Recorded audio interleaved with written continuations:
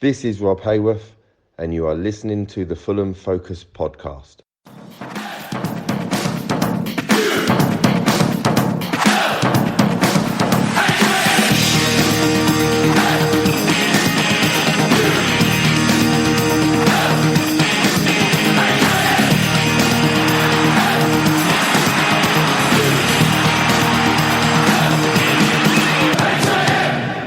Fulham. Hello, welcome to the Fulham Focus podcast. My name's Matt Boisclair, and in a week when England has been subjected to a host of new restrictions, one thing that will never be restricted is the quality of this show. We've got reaction from the Carabao Cup victory over Sheffield Wednesday this evening, which sets up a fourth round tie in Hounslow next week, a preview of Monday afternoon's match with Aston Villa, and an in-focus chat about Slavisa Jokanovic coming right up. Joining me to serve it up for you, firstly, is Atlanta, Georgia's number one DIY man, Don Love. Hello, mate. What have you been building this week? Hello, sir. My son is in a new dorm room at his university, and he has no place really to set up for his little kitchenette. So I've just built him a little cabinet that has his little refrigerator, microwave, and coffee pot, and now he's all set, for university. Plenty of beer.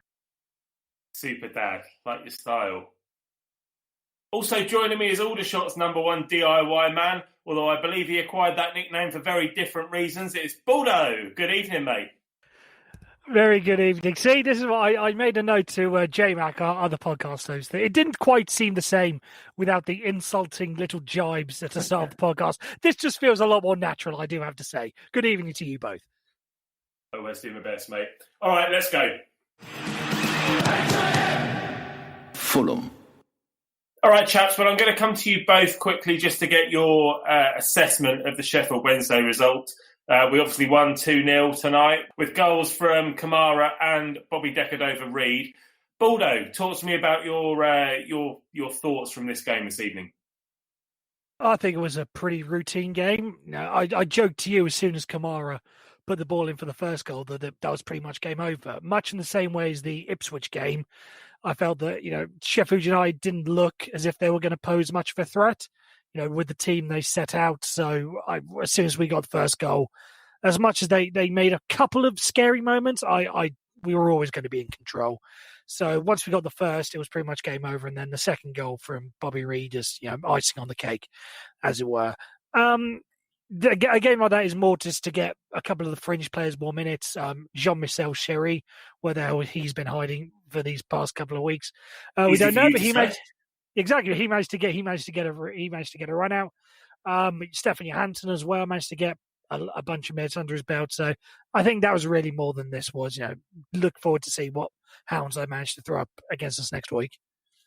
And yet, of course, we had Rodak back in goal tonight, Fabry back on the bench.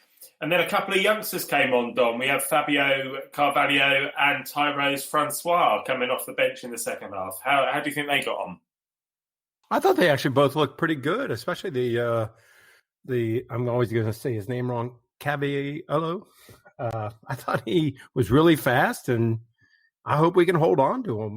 That they look like, as Baldwin was saying earlier in our chat, that they definitely could be the future. So, I thought it was great that we at least got up 2-0 and they were able to come on and, at least have an appearance. That's good on Scott to have him out there. All right. The result and getting through was the most important thing this evening. We've done the job. We've seen off a much depleted Sheffield Wednesday side. Sheffield Wednesday currently bottom of the Championship, but only because they were deducted 12 points before they even started. They've got a win and a draw from their opening two games in the Championship this season. So if they carry on that form, you'd expect them to be fine in the Championship. But we did miss a lot of chances. Bobby Decordova-Reid missed a few chances. Knockout missed a one-on-one. He hit the crossbar. On another day, it could have been the cricket score that it probably should have been against Sheffield Wednesday's second string. For me at least, that is just the Achilles heel for Fulham over these last several years. Thank God for Metro and him getting X amount of goals per season, because we just don't get them anywhere else. We're not like those awesome goals that we used to get where people shot, 20 yards out from outside the box and they just slammed into the upper corner or anything like that. And we're rarely those beautiful little quick passes back and forth that goes attacking directly into the box and gets something. So, I will say Knockhart looked great. He actually passed the ball and we get a goal. So I wish we'd see more of that, but I don't know where our goals are going to come from, to be honest, this season. I am worried about that. Well, it's going to be another big week next week. We're going to come on to Aston Villa in a minute, but we need to find some space to fit in Brentford away in round 4 of the Carabao Cup. A win in that game puts us into the quarterfinals, which happened a couple of days before Christmas, Baldo. So I know how much you love playing Brentford. That just adds a bit more extra spice and a bit more excitement to the game, doesn't it, having to play against them again? Yeah, absolutely. You mentioned the scheduling. I'm just off the top of my head, I'm thinking it's going to be Thursday because we've got Villa on Monday night, so that probably rules out Tuesday. And then you'd think people would want to be in this whole concept of wanting to not play too many games in a bit of a rush. You'd think that the powers that be would leave the Wednesday out of it. So that puts us to Thursday because we have Wolves on the following Sunday. So then Brentford, again, because there's no fans, so it's not going to matter, put their game in the Championship onto the Sunday as well. You'd think that's the logical way to go through it. But yeah, the game itself should have a little bit of a spice. But as I think it was Matt Arter said in the chat earlier, we beat them at Wembley. And until they do anything further or anything better than that, then we're always going to have that as a trump card over them. Yeah, that was what we always said, wasn't it? In the build-up to the playoff final against Brentford, doesn't matter whatever happens after. Whoever wins that game just has eternal bragging rights. So we've still got that, whatever happens. But I'm sure we'll beat them next week anyway. Let's hope so. Anyway, speaking of beating teams at Wembley, it's Aston Villa at home on Monday evening. I think the game kicks off at 5:45, bizarrely, UK time. Fulham and Aston Villa have seemingly become unlikely rivals in the past couple of years since we beat them at Wembley and gained promotion. Is this a real rivalry for you, Don, or is it just a war of words of those people who post nonsense on social media 24/7? Maybe it stretches a little bit further, I don't know, but only because when Aston Villa did get promotion at Wembley a year after losing to us, comparisons were made between their erratic spending and ours when their approach was referred to as doing a Fulham. Personally, I don't really care about Villa whatsoever. What about you? I agree. I don't really see the rivalry between Villa. The only thing I find irritating with Villa is aren't they constantly also linked to every signing that we are looking at or person we're looking to bring in, them and Tottenham? So other than that, I don't get it. I guess it's a media hype thing. They got to have something to talk about. So let's make something up. That's the only thing I could think of. Well, you talk about players that are linked to both clubs. It all started a couple of years ago when Joe Bryan was having his medical at Aston Villa, and we nipped in there and stole him off of them when we were in the Premier League and they were still in the Championship. Then they completed the signing of Matt Targett at the beginning of last season, a player that obviously was on loan for us, did really well for us during our promotion run-in last time. And obviously Targett, we couldn't agree a fee with Southampton in the end, so they ended up with Matt Targett. But then the likes of this summer, Ollie Watkins and Matty Cash, who they did manage to get that we were linked with. It's frustrating that you say, that Aston Villa are linked with the same players that we're linked with, because they're the ones that seem to end up signing these players as well. What do you reckon, Baldo? Real rivalry or not? I don't think it's a rivalry, because a rivalry really has to work both ways. I think there will be a couple of people that hold a bit of animosity towards Aston Villa, but it's not in the same level as, of QPR, Brentford, Chelsea, and that sort of thing. There's always been those couple of things against Aston Villa that I've always held. My best friend, for instance, is a Newcastle fan, and I've always sort of sympathised with him for when Newcastle went down about 10 years ago. The sob on the Tyne banner and who's your next hero, Antor Deck thing of the whole 10, that's always, through him, that's always affected me. Then Fulham fans have always just looked for anything to beat Villa with. The signing of John Terry, I know Dan Crawford at Hammy End wrote a fantastic article, although I didn't quite agree with all of it. Article basically just saying John Terry is not a bad person. We all know that. So when he goes to Aston Villa, that ramps it up. Then the playoff final, then the Joe Bryan incident, then the Matt Targett. There's loads of little incidents, but I don't think there's ever been that major one thing that sort of held it up. I mean, for instance, Bristol City and Hull City don't have a rivalry just because they lost, just because Hull beat Bristol in the playoff final about 12 years ago.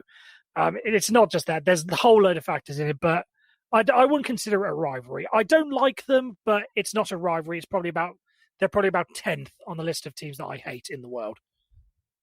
It's unlike you to go off at a tangent, mate. I mean, I can't believe you started talking about Hull City and Bristol City. Anyway, I digress.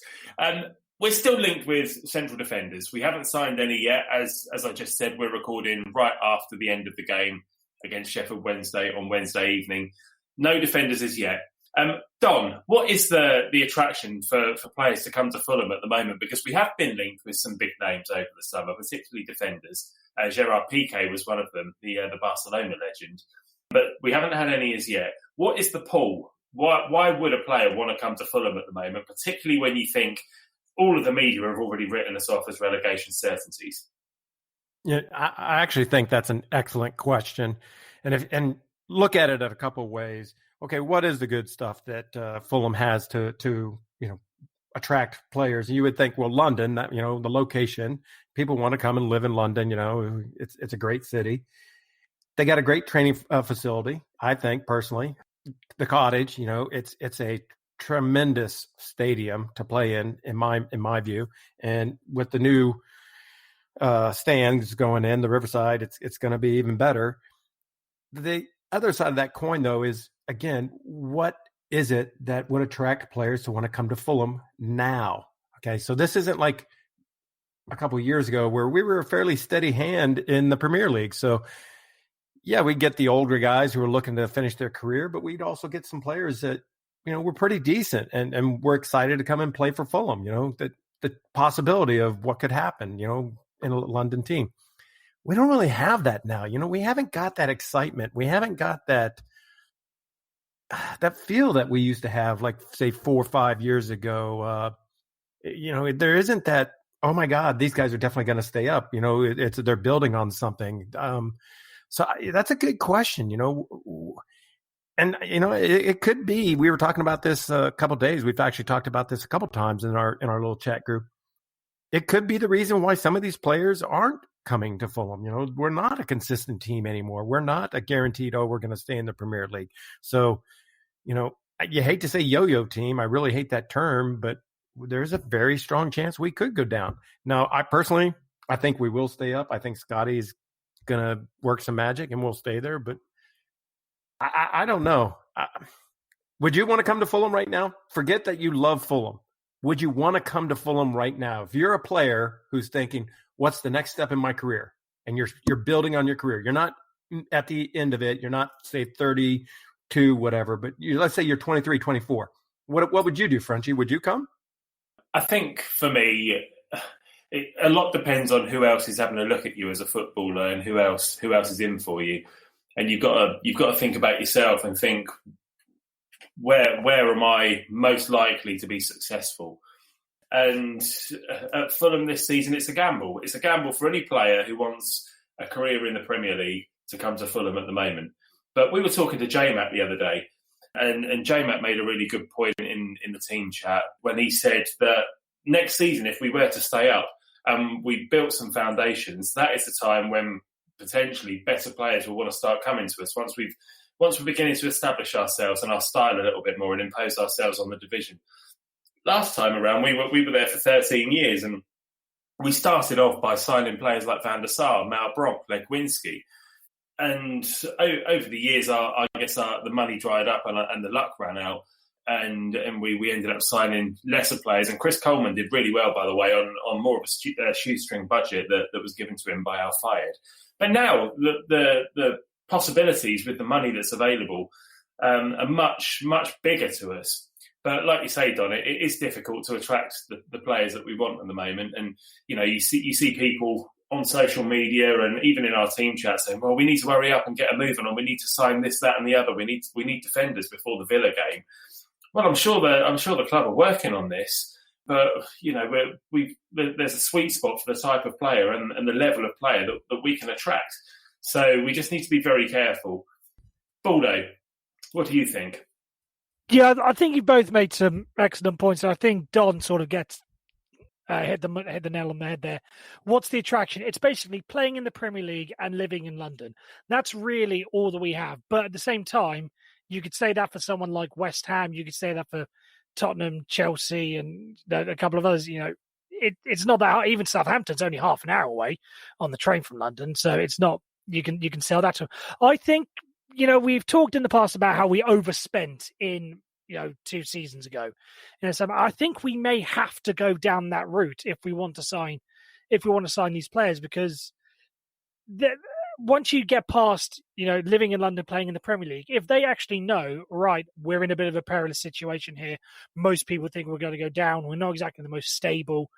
What's going to convince them to come? It may be a case of having to pay an extra £10,000 a week wages to pry them away from someone like, say, Southampton are in for the same player. We may have to give them extra 10, 20,000 a week in order to make them come to us. That's just in wages. I think transfer fees as well. If players get a certain cut of the transfer fee as well, we may have to bid an extra £5 million for it so they can get an extra step of that. We've praised Tony Khan for what he's done with getting the cheap deals rather than splashing out, but there needs to be a sort of balance there. And I think in order to survive and again to attract players, we're going to need to overspend in a sense. I think Mark Schwarzer made an excellent point on Optus Sport. If you have a chance to read that, he makes we're about 5 or 6 players away from being proper contenders, and we're going to have to spend in order to get them in. So whilst Tony Khan and the board have done not a very good job, but a reasonable job to get the players like Harrison Reed, like Lamina, like Tete, Areola on a loan in now, you've seen that there's enough holes in this team that we need to go big, and we're going to have to spend big in order to do that. But Baldo, on that point that Mark Schwarzer made about us being 5 or 6 players short, that's his opinion, and that's completely fair enough. It might be right, it might be wrong. But if you looked at the Sheffield United team last season, what would he have said about them? Would he have said they've got enough to stay up? Or, would he have said that they need 5 or 6 quality players as well? Because they haven't really got any amazing quality players, have they? They don't, but I think Sheffield United are a team that, come together greater than the sum of their parts sort of thing. What's the phrase? Work will always be talent if talent isn't enough. It's all those sort of phrases. I think Chris Rogers has them very well drilled last season. There was a bit of a surprise. I think with us, where the problems are, and the fact they haven't been addressed is just a major problem. Again, Mark Schwarzer last year, a lot of players said Sheffield United were going to struggle, and they surprised people. But based on the first 2 games of the season, these pundits, Chris Sutton saying after 1 game, "Oh, Fulham are down." Based on the first 2 games, are they really that wrong? It's possible that they'll be proved right. So I don't want to be laughing at them just yet, because as things stand, they're going to be proved right. He said 5. I'm not sure I would go that extreme to 5. I do agree with Baldwin that Tony Khan might have to get the purse strings, loosened up a little bit more, and we might have to spend a little bit more to bring in a player, to get him over the finish line. Now, when you talk about that, what do we need? Everybody keeps screaming center backs. Okay. So on the Friends of Fulham forum, there's a great post by this member called Bencher, and I'm not going to read the whole thing. I'm not going to say it verbatim, but the gist of his post was, everybody wants that big, brute, big, ugly center back, that's like 6'4", 200 pounds, and, dominates in the air, wins everything, controls the back. But the problem is with those guys, more times than not, is that they lack pace. And what he said is, due to that lack of pace, when we are playing with our basically almost like wing backs, our defenders on the outside, getting so high up on the pitch, like we got caught out with Leeds in that, them having to recover is opening us up and allowing these goals. So what we really need is a real athlete. And I agreed with him on this. And I think this really does make sense. You need that guy who, he's got some height to him and he reads the game really well, but he's got to be able to pass still, and he's got to be able to recover. Because if he can't recover, and we don't have anybody else back there, we're just going to keep shipping off goals left and right. So I know what I've lost track of all the center backs that we're getting attached to, or we're getting linked to.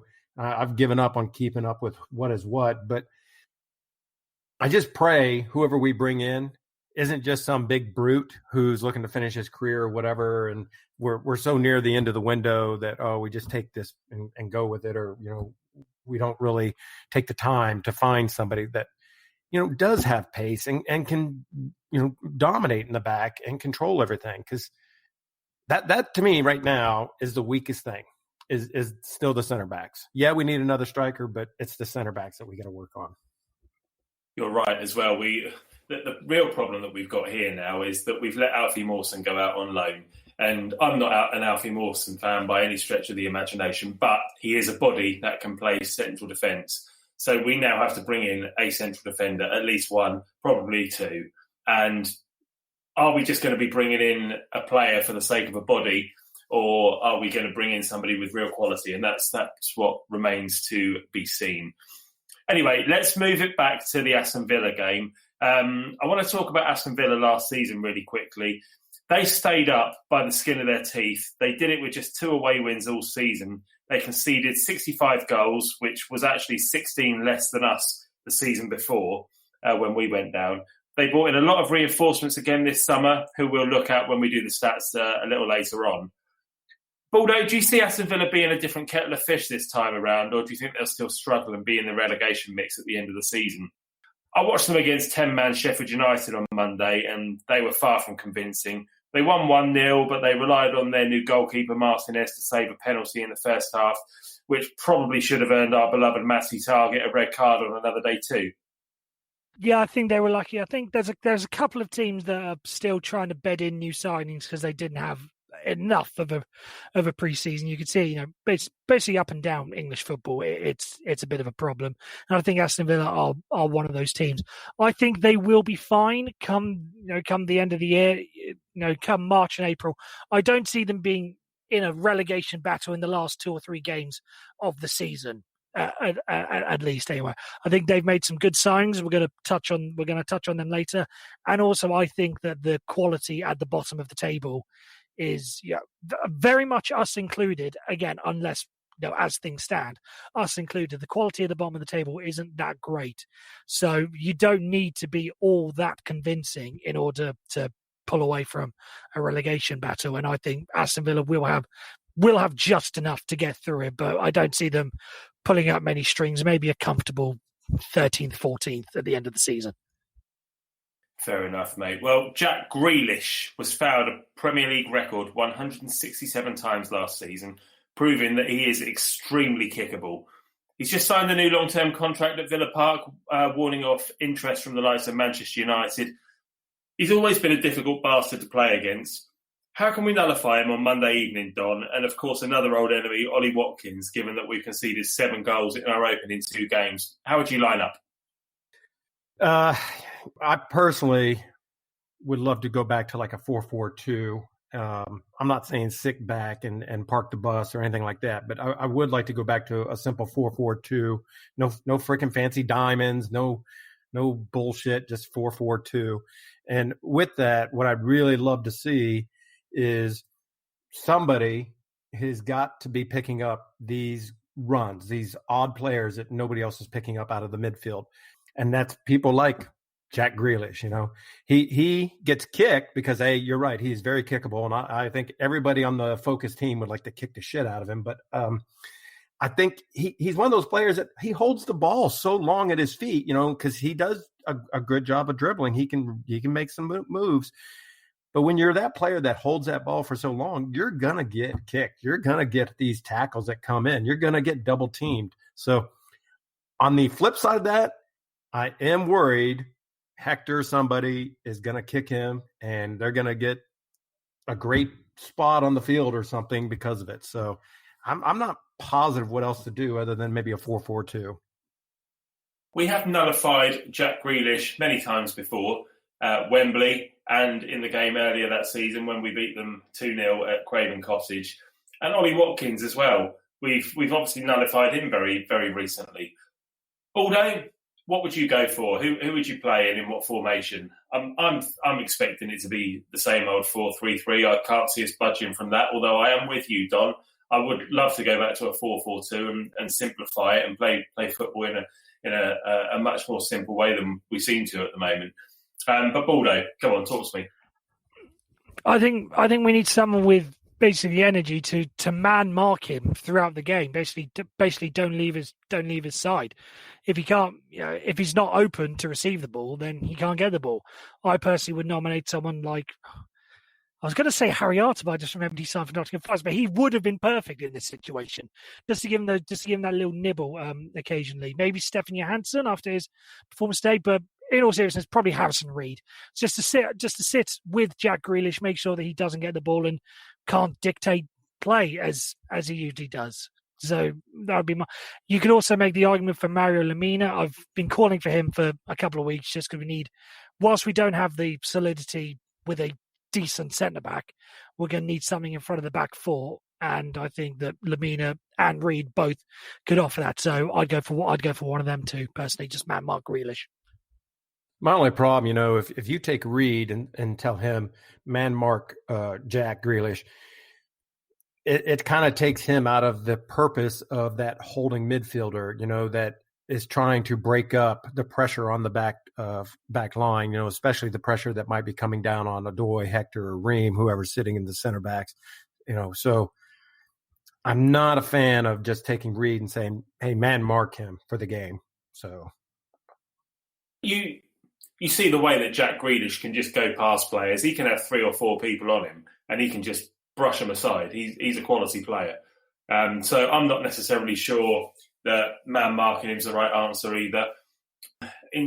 How would we line up? I think Ariola's going to be in goal. I think we'll see Tessé at right back and Joe Bryan at left back. And I think, again, we'll probably see Hector and Dannyboi play centre back. I think even if we sign a central defender before the weekend, then it probably will be too soon. We still haven't seen the likes of Robinson or Aina in the first team in the Premier League. We haven't seen Aina at all yet, actually. Up front, I think it's going to be Mitrovic. I don't know. I think AK might play, and we might see Cavallero again.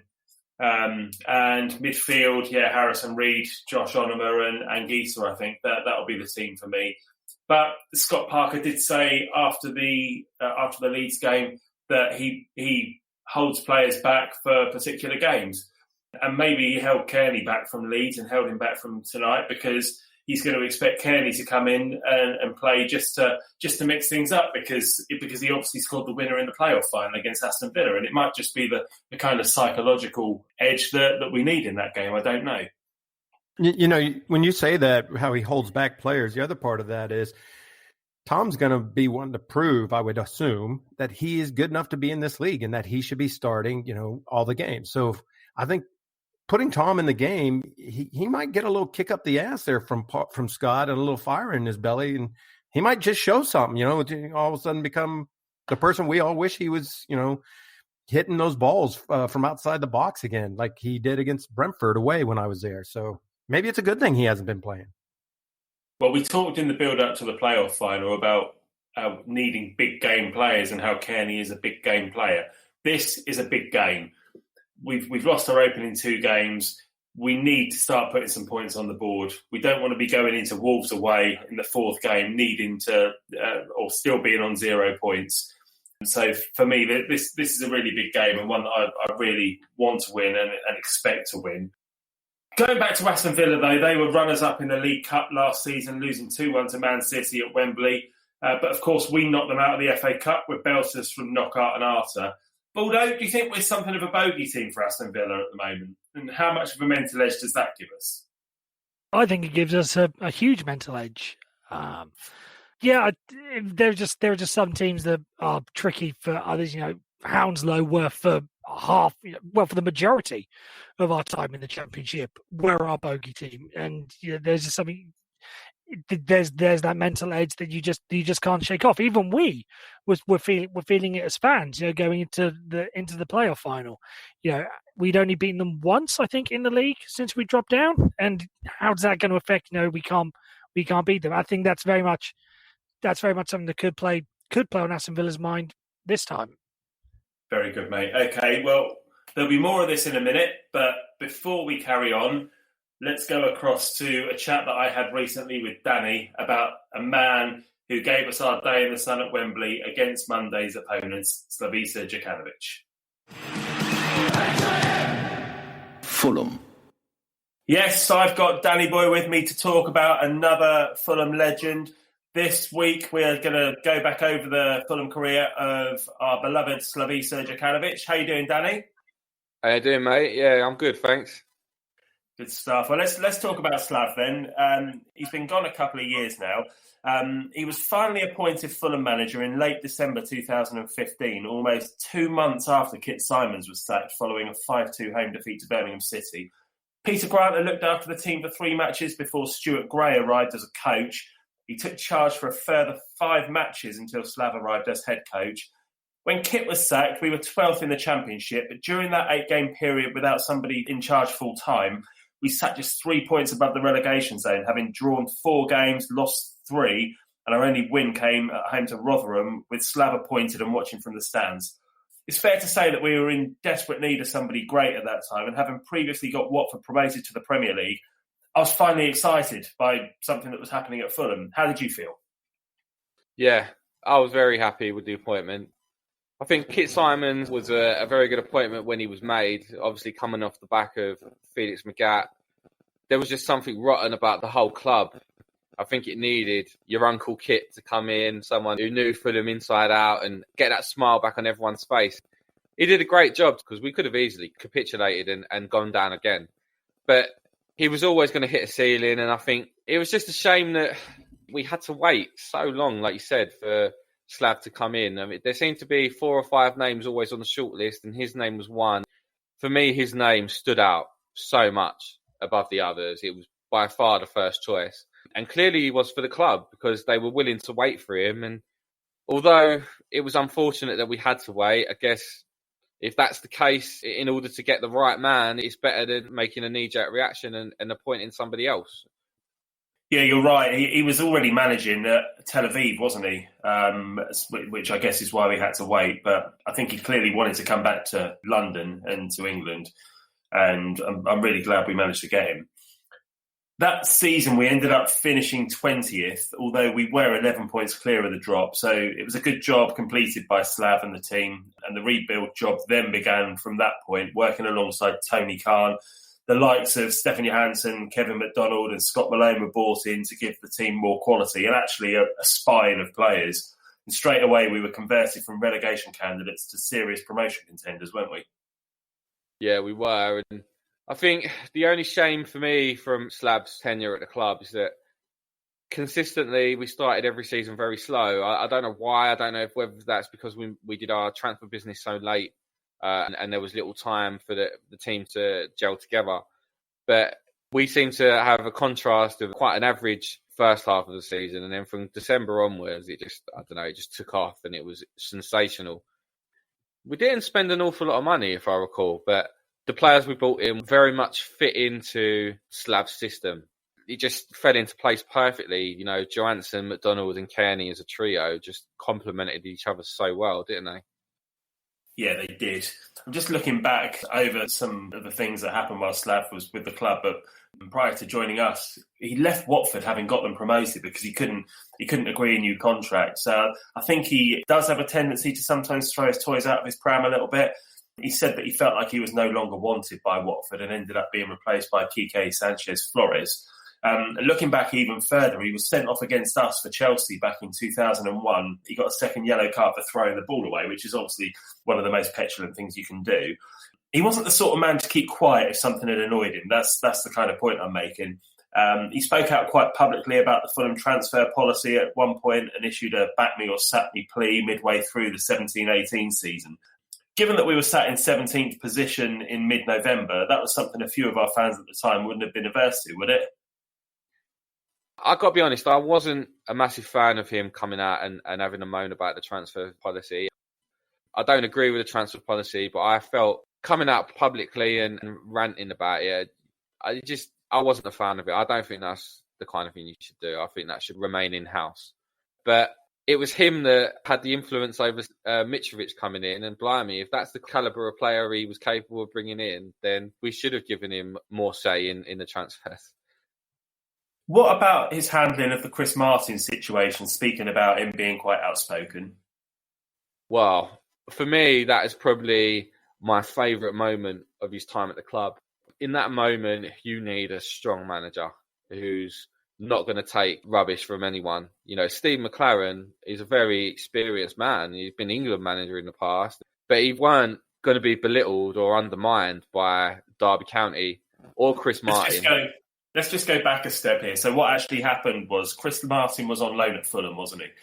And Derby sat their manager and brought in Steve McLaren, and Steve McLaren wanted Chris Martin back, even though I think we had an option to buy him at the end of the season. So Chris Martin then went and signed a new contract and wanted to go back. That was basically it, wasn't it? You know, I want to bring Chrissy back to the club. And obviously it unsettled us because Chris Martin, despite not being very popular with Fulham for obvious reasons, was having a decent start to the season. And he looked like the missing ingredient at the time, that focal point of the team. And he is a decent player. And it just disrupted everything. Completely changed the way we played for a few weeks because we didn't have a target man without him. And I just admire Slav for the way he said, you know, we're not a train station. You're not going to use this club and then drop him at your own convenience. You know, you signed a contract. You're going to stay and fight for this club. And I just love that about him. From that day onwards, I knew this manager's not going to take shit from no one. And we're in a good place. And that came out in the way he handled that situation. Yeah, it was brilliant. And that's what you want. You want somebody to stick up for your club. And that's exactly what he did. Let's come on to the thing that he's most famous for at Fulham then, the 23-game unbeaten run that led to promotion. Just before Christmas, we beat Barnsley at home. And as things would turn out, this would be the first win of that 23-match unbeaten run. It propelled us into a third-place finish, 2 points behind Cardiff City. There was a good battle between us and Cardiff City that year for automatic promotion, one which we ultimately lost. But the story did, of course, have a delightfully sweet ending as we defeated Aston Villa at Wembley to get our place back in the Premier League. Talk us through some of your memories. We looked invincible. The first time for me since Tigana's team that I felt we're never going to lose. I think my favourite memory of that 23-game unbeaten run would be Millwall away. Millwall were on a very good unbeaten run at the time as well. And we just blew them away in the second half. You know, it was like watching Barcelona. The football was astonishing. And yeah, you just felt something special standing there that day. And I think that's probably the game where it really hit home that we're going up. What can you say? A magnificent brand of football that has created a philosophy throughout the club now where the fans feel like that's the Fulham way. And Parker's obviously evolved it in his own way, but we still are very much a possession-based team that tries to play good football. And for me, that stems from Slav creating something special. I think so. I think he did give us an identity, something that we didn't have or hadn't had for a long time. You know, you look back at Kit Simons, he was, as you said earlier on, just kind of keeping the seat warm for somebody else. Then you had the likes of Felix Magath, who was just a complete and utter disaster. You hear some of the players' stories these days about Felix Magath, and yeah, just absolute disastrous. So yeah, it was nice. It was nice that he brought in that identity, and like you say, yeah, that's kind of been kept going. Just quickly, sorry to interrupt you. So what would be your favourite moment of that unbeaten run? If you take out the playoffs, because the playoffs is obvious, and we'll probably get onto that, but what was your favourite game of that unbeaten run? Mine was Millwall away. It was Millwall as well, just because they were unbeaten, we were unbeaten as well, and it was just like Clash of the Titans that night. Away from home, the den was packed. Millwall thought all they had to do was turn up and win. They were getting on Sessegnon's back for just because he was popular and doing really well, and they were trying to intimidate him. And he responded by sticking the ball in the back of the net just after half-time. And you had K-Mac's goal and Mitro at the end, and we absolutely blew them off the park that night. It was fantastic. There was also a very special moment with Sessegnon at the end of the game, wasn't there, where he was being interviewed on the halfway line, and by the time he'd finished, all the other players had gone off the pitch.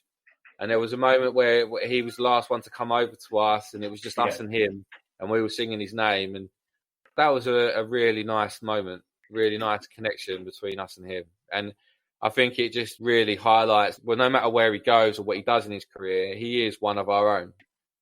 Yeah, 100%. He was so good that season, so good. And it was a shame he left in the end. I also think that season, the Preston game away was a good one because we got a late winner there, and I kind of ready to accept a draw in that one, and we still managed to win, and we just kept that pressure on Cardiff the entire way through. And I thought we were going to do it. I really did. I thought we were going to get automatic promotion off them. But looking back, I'm glad we didn't, because it gave us our day in the sun at Wembley, which I think we should talk about now, seeing as we are playing Aston Villa at the weekend. So we've spoken about the playoffs and that final many, many times since on the podcast and privately. But just sum up your feelings from that day one more time for me. Just overwhelming. Every emotion you can possibly think of.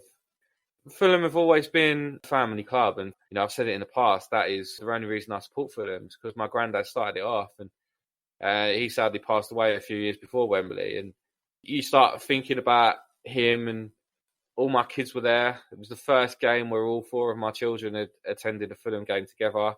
My two youngest, my boys, it was their very first game, which is a story that will be told forever, in my lifetime anyway. Their first game was seeing Fulham win at Wembley. I mean, you couldn't make it up, really.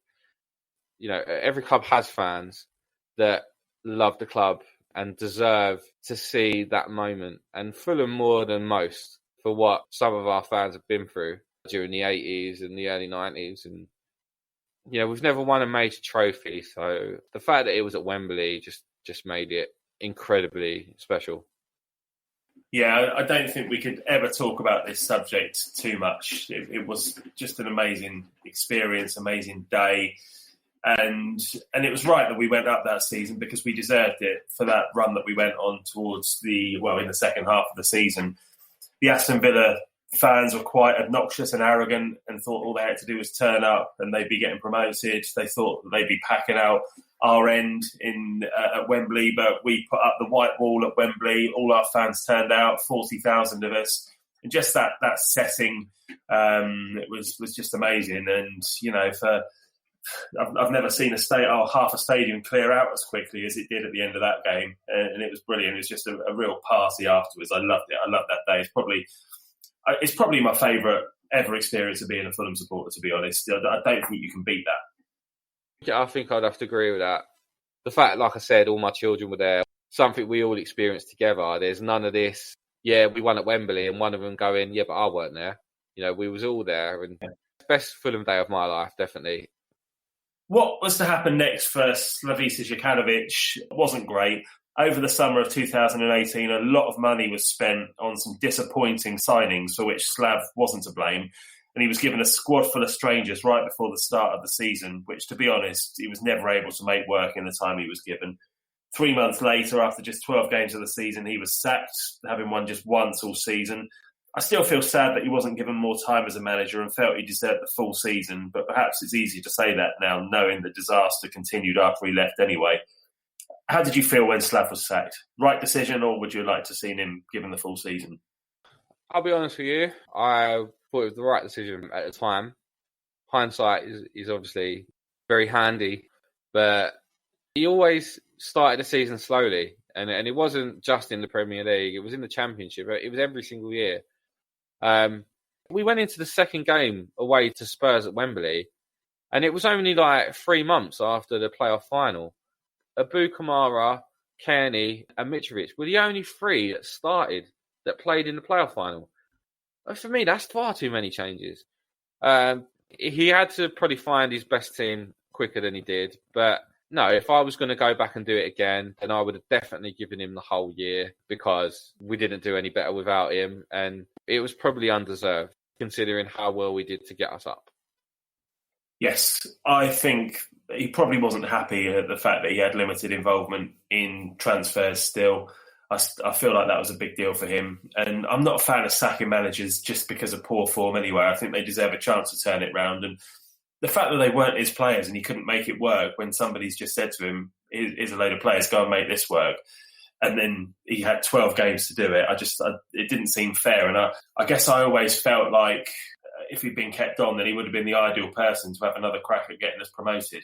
But it wasn't to be, and it worked out anyway because we did get promoted at the first attempt with Scotty. So, it's all ifs, buts and maybes, isn't it?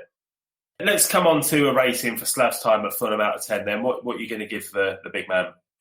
There was something about him standing on the touchline. He looked like a man with authority. He looked like a real presence of the club. And I absolutely loved him being our manager.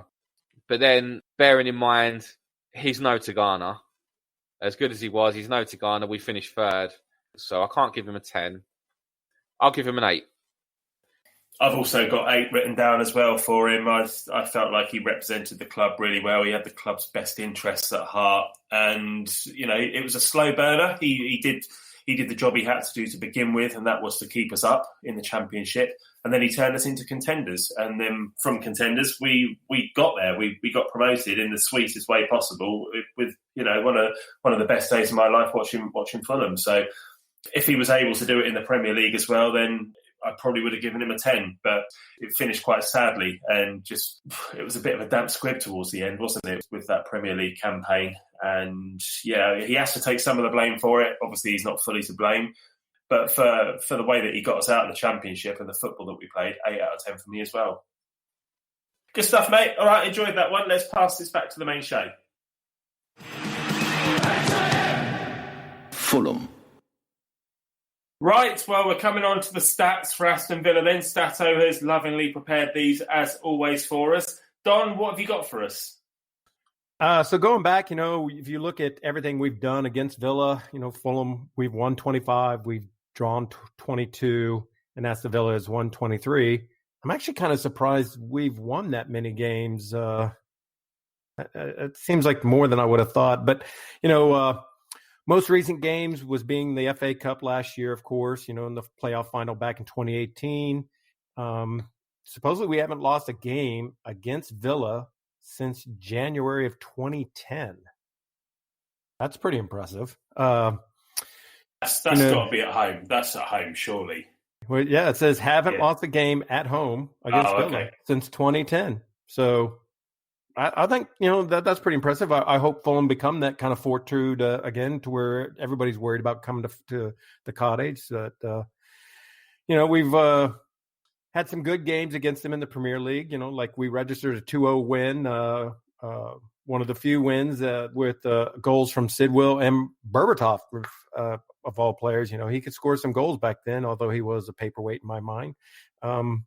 And Parker played a full 90 minutes back on that day. That would have been back in 2013, I believe, when Sidwell scored that goal and Berbatov. So, like I said, there's some history here. Biggest ever home win against Villa was 5-1 back in November of 1966. Thank God finally Stato's put some stats in here that happened before I was even born. Yeah, of course. We should move on, I guess, to the story of Aston Villa, their season for last year. Everybody talked about how they pulled a Fulham. They went and spent an estimated £120 million and got 12 new signings.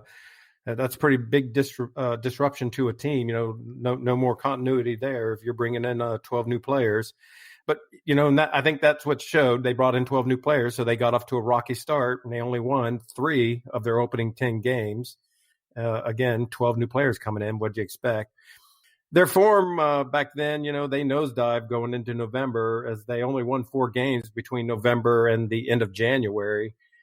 So, yeah, they really failed to get a single win for 10 straight games. They only got one win in the 7 games that was in the restart. So they really are lucky that they stayed up by the skin of their teeth. So I don't see them doing a whole lot this season. They may not be in the relegation zone, but I don't see them doing a whole lot.